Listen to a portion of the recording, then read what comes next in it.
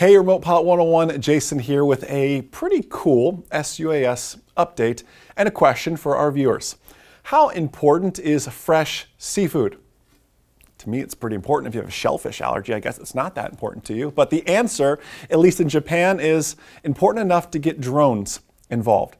No matter the location, it's critical to store and transport marine harvest from fishing boats to restaurants as fast as possible. But using a full-size crewed aircraft to do so, it's not exactly cost effective. That's why Yamaha and Japan Airlines are now looking at drones for solutions. Cool to get those two companies together.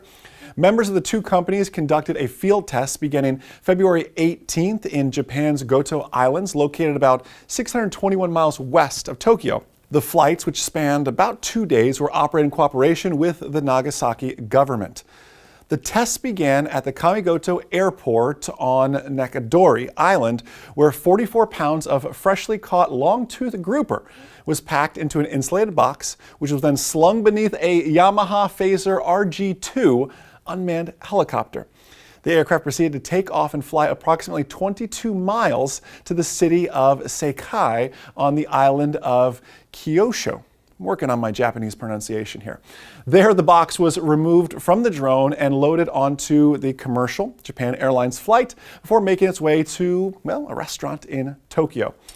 So the copter flew at an altitude of 328 feet, completing the flight in about 40 minutes. By contrast, the same leg of that trip by car or ferry reportedly takes about 3 hours. Ground crews handled the takeoff and landing by radio and remote control, obviously. For the pre-programmed over-water section of the flight, personnel at Yamaha's Unmanned Systems office were located 497 miles away. They monitored the drone's progress via video and other data that was relayed from the aircraft by satellite, and if needed, they would have been able to take manual control.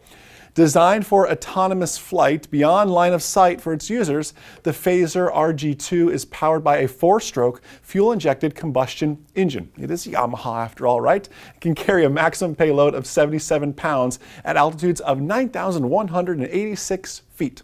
And that's their numbers. A Japan Airlines spokesman insisted the temperature in the cool box had been monitored and logged to make certain the environment had been kept at a consistent level throughout the flight. Fish flight, as it's become known in Japan, just now is the first in a series of tests run by Japan Airlines using UAVs to transport freight. In January, the airline also tested unmanned delivery of medical supplies to rural areas across the country, having inked a cooperation and agreement with now Bell Helicopters. Japan Airlines seeks to explore urban air mobility opportunities in Japan and around Asia, developing what they call a new type of air cargo service industry. So what do we think about something here in America? Maybe a way to get fresh caught seafood off the ships just that much faster and to restaurants. Do you think we'll ever see same-day seafood delivery here in America? Something interesting, certainly something to follow. I just love to see innovations in this space. Again, you are on the brink of something great. You are in so early in what we're doing with unmanned aerial vehicles. I encourage you to stick with it, to continue to learn, continue to renew that Part 107 certificate, because you'll be kicking yourself that day you don't. So just keep that current, keep learning. There's so many opportunities now and certainly coming. Remote Pilot 101 is the most successful Part 107 test prep course on the market, with over 18,000 tests passed. It's one price, and you get our updated initial and brand new recurrent course for life. It's 2 courses for the price of one, and it's for life. See the actual test questions, learn the material, take the practice quizzes, all at your own pace through our easy videos you've already grown to love.